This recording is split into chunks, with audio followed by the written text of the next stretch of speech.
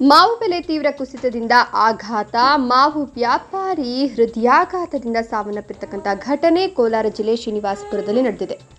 Mohammed Shafiulla alias Anwar 55 ವರ್ಷದ ಈ ವ್ಯಕ್ತಿ ಸಾವನ್ನಪ್ಪಿದ್ದು, ಕೋಲಾರ ತಾಲೂಕು ತೊಟ್ಲಿ ಗ್ರಾಮದ ಮಾವಿನ ತೋಟದಲ್ಲಿ ಮಾವು ಕಟಾವು ಮಾಡುವ ವೇಳೆಗೆ ಹೃದಯಾಘಾತ ಸಂಭವಿಸಿದೆ ಎಂದು ಮಾವಿನ ಬೆಲೆ ತೀವ್ರ ಕುಸಿತ ವಿಚಾರ ತಿಳಿದು ಹೃದಯಾಘಾತಕ್ಕೊಳಗಾಗಿದ್ದು, ಸುಮಾರು 30 ಲಕ್ಷ ರೂಪಾಯಿ ಮಾವಿನ ವಹಿವಾಟು ಮಾಡಿದ್ರು ಅನ್ವರ್. ತಾಜಾ ಫ್ರೂಟ್ ಮಂಡಿ ಮಾಲೀಕ ಅನ್ವರ್ ಬೆಲೆ ಕುಸಿತದಿಂದ ಮಾವಿನ ತೋಟಕ್ಕೆ ಸಿಂಪಡಿಸಿದ್ದ ಔಷಧಿಯ ಬೆಲೆಯೂ ಬಾರದೆ ಸಂಕಷ್ಟಕ್ಕೆ ಸಿಲುಕಿದ್ದ ಅನ್ವರ್ ಇಂದು ಹೃದಯಾಘಾತದಿಂದ ಸಾವನ್ನಪ್ಪಿದ್ದಾರೆ. ಮಾವು ಬೆಳೆಗಾರರಿಗೆ ಬೆಂಬಲ ಬೆಲೆ ಘೋಷಣೆ ಮಾಡುವಂತೆ ಕಳೆದ 18 ದಿನದಿಂದ ನಡೆಯುತ್ತಿರುವ ಹೋರಾಟ ಆದರೂ ಕೂಡ ಮಾವು ಬೆಳೆಗಾರರ ಹೋರಾಟಕ್ಕೆ ಸರ್ಕಾರ ಸ್ಪಂದಿಸಿಲ್ಲ. ಹೀಗಾಗಿ ಹೃದಯಾಘಾತದಿಂದ ಸಾವನ್ನಪ್ಪಿದ ವ್ಯಾಪಾರಿಗೆ ಪರಿಹಾರ ನೀಡುವಂತೆ ವ್ಯಾಪಾರಿಗಳು ಒತ್ತಾಯವನ್ನು ಮಾಡ್ತಾ ಇದ್ದಾರೆ.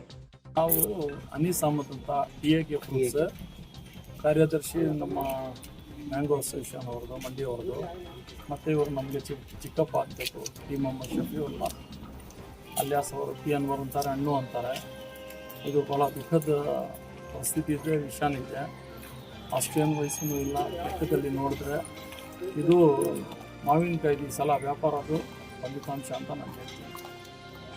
ಇದು ಭಾಳ ಇವರು ವ್ಯಾಪಾರ ಮಾಡಿದರೆ 25-30 ಲಕ್ಷ ವ್ಯಾಪಾರ.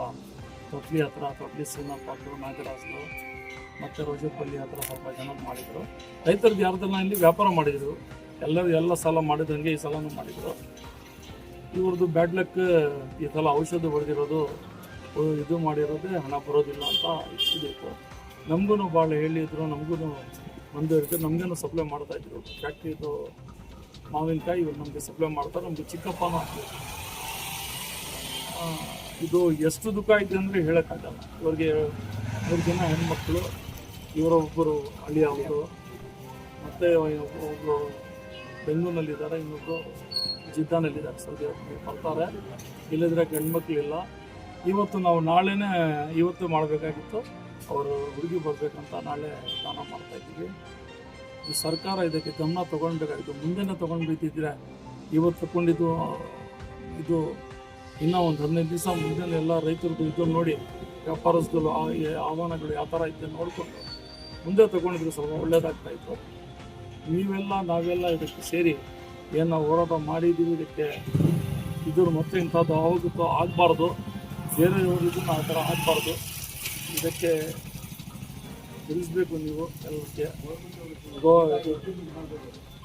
ಏನಿರೋದು ಸ್ವಲ್ಪ ನೋಡಿ ನಮಗೆ ಇದಕ್ಕೆ ಎಸ್ಪೆಷಲಿ ಇವ್ರಿಗೆ ಪರಿಹಾರ ಕೊಡಿಸ್ಬೇಕು ಅಂತ ನಾವು ಸರ್ಕಾರಕ್ಕೆ ಕೇಳ್ಕೊಳ್ತೀವಿ. ಏನಾಗಿತ್ತು ಸರ್ ಅವ್ರಿಗೆ?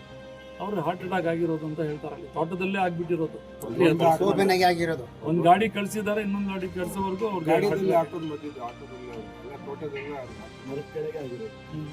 ಏನಿಂದ ಸರ್ ಹಾರ್ಟ್ ಅಟ್ಯಾಕ್? ಏನಿಂದ ಆಗಿರೋದು? ಏನು ಕೇಳಿ ಇದು ವ್ಯಾಪಾರ ಮಾಡಿ ಆಲೋಚನೆ ಮಾಡಿರ್ಬೋದು, ಬಂದಿರ್ಬೋದು. ನಾವು ಸತ್ಯಾಂಶಗಳು ಹೇಳ್ಬೇಕಂದ್ರೆ ಇದು ಹೇಳೋಕ್ಕಾಗಲ್ಲ. ಯಾವಾಗ ಅವ್ರಿಗೆ ಏನು ಇಟ್ಟಿದ್ದಾನೆ ದೇವರು ಅಂತ. ದೇವರವ್ರಿಗೆ ಇದು ಮಾಡಬೇಕು. ಅಲ್ಲ ತಲ ಎಲ್ಲ ಚೆನ್ನಾಗಿತ್ತು. ಅವರು ಬೆಳಗ್ಗೆ ನಮಾಜ್ ಮಾಡ್ಕೊಂಡು ಮಾತಾಡ್ಕೊಂಡು ಇವರು